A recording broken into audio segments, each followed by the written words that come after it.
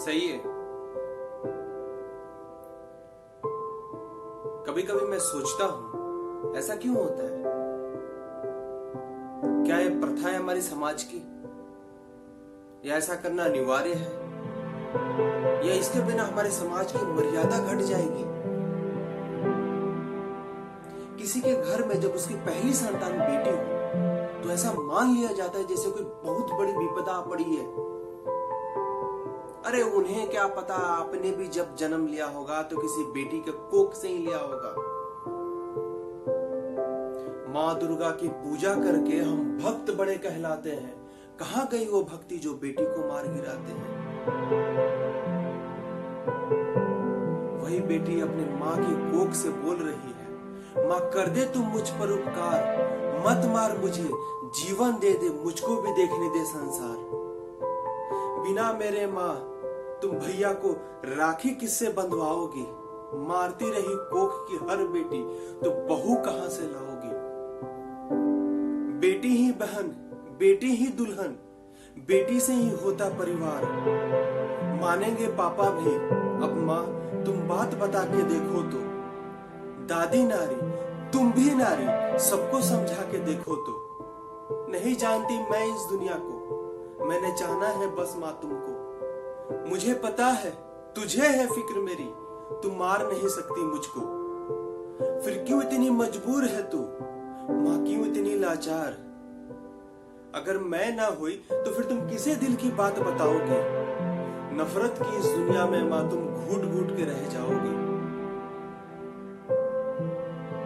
इतना एहसास दिलाने के बाद जब वो धरती पर आती है तो सिर्फ एक माँ को छोड़कर बाकी किसी के चेहरे पर वो चमक नहीं होती जितना बेटे के आने पे होती है।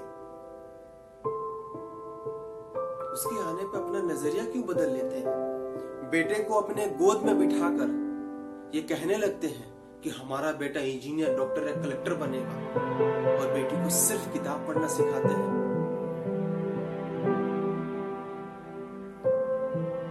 जैसे जैसे वो बड़ी होती है सारी दुनिया को देखकर उसके भी मन में वो सपने जगते हैं। कहती है मैं भी पढ़ूं उन लड़कों की तरह। हमारे अंदर भी वो जज्बा है, जुनून है, ख्वाहिशें हैं बड़ी। रखते हैं हम भी हौसला पायलट, इंजीनियर या डॉक्टर बनने की। पर सच तो ये है कि नहीं देख पाते हम उनके अंदर वो खूबियां। हमने तो दिमाग में एक ही चीज बिठा ली है कि बेटियों को तो ससुराल में जाकर चूल्हा चौखट का ही काम संभालना है।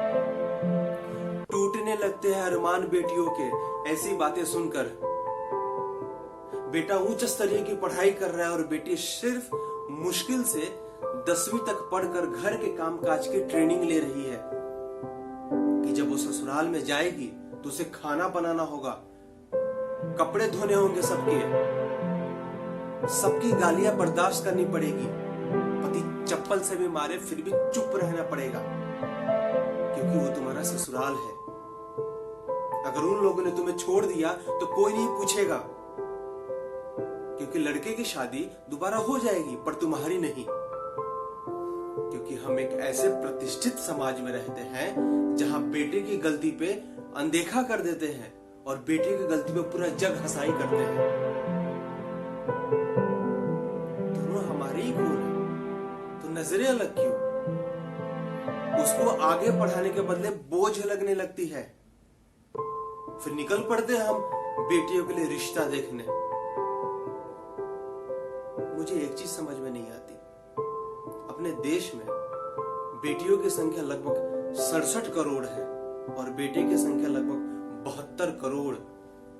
इस आंकड़े को देखा जाए तो बहुत कम है बेटियों की संख्या बेटे से।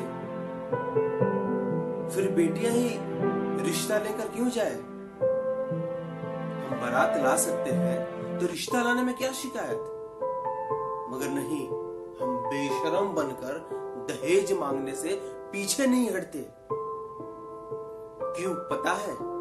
क्योंकि हमारे अंदर वो काबिलियत नहीं है किसी बेटी का घर संवार सके, उसके परिवार से दहेज का बोझ हल्का कर सके। और जिस दिन ये काबिलियत हमारे अंदर आ गई ना, दुनिया का हर एक बाप अपनी बेटी के जन्म लेने पर उतना ही खुश होगा जितना अपने बेटे के जन्म लेने पर होता है। और समाज में बहुत कम लोग ऐसे हैं जिन्हें अपने बेटियों के जन्म लेने पर बहुत ज्यादा खुशी होती है, पर ये तो समाज है जिसने कभी ना बदलने की कसम खाई है। उनसे अंत में संदेश देता है जाते जाते वो खुशनसीब बाप। कहता है उसकी आंखें कभी नम ना होने देना, उसकी जिंदगी से कभी खुशियां कम ना होने देना। उंगली पकड़कर जिसको चलाया था तुमने, कदम कदम पे गम में भी मुस्कुराना सिखाया था तुमने।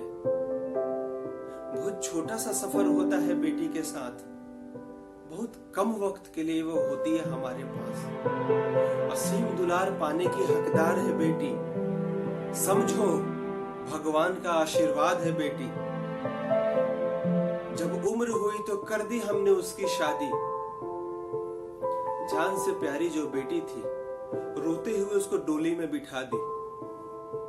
कसर कोई ना छोड़ा, दहेज का हर सामान दिया। ससुराल से कभी ना आए शिकायत, माँ ने था फरमान दिया। माँ के वचनों को रखकर सिर माथे चल दी वो ससुराल में। किस्मत ने न जाने साथ क्या छोड़ा, पड़ गई वो बुरे हाल में। जो मुख से मीठा बोले थे, दुख देने लगे वही जहर बनके। फिर कुछ दिन बाद ससुराल में किसी की बेटी दिन रात केवल एक मजदूर है। क्या यही समाज का वसूल है? अंत में बेटी पूछती अपने पति से, मेरी आंखों में आंसू ना आने देने का वादा भी किया था, मेरी आंखों में आंसू ना आने देने का वादा भी किया था। न जाने अब हर बात पे तुम्हें लगता है मेरा ही कसूर है।